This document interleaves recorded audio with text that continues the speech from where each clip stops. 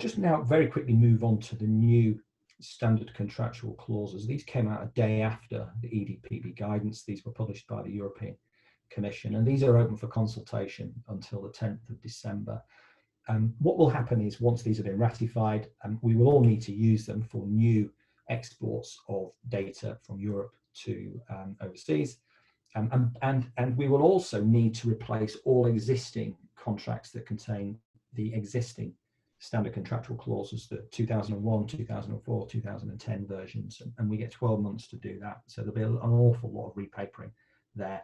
There are a few positives with these new clauses, and they take a modular approach, so you can select the clauses that are most relevant to you.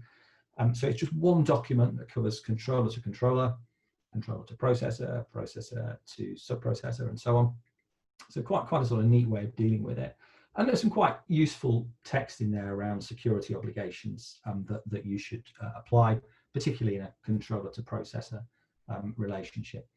However, there are a number of difficulties we can see with using the new standard contractual clauses. And I'll just give you a couple of examples. There's a very interesting provision which says that if the recipient of the data in overseas, if the importer is then using a sub-processor, then that sub-processor will need to have some sort of contractual relationship with the controller back in Europe. So an example would be an organization in Europe sends data to, let's say, an HR system provider in the States, and that HR system provider uses data centers that are operated by third parties. The operators of the data centers will need a contract with the European exporter.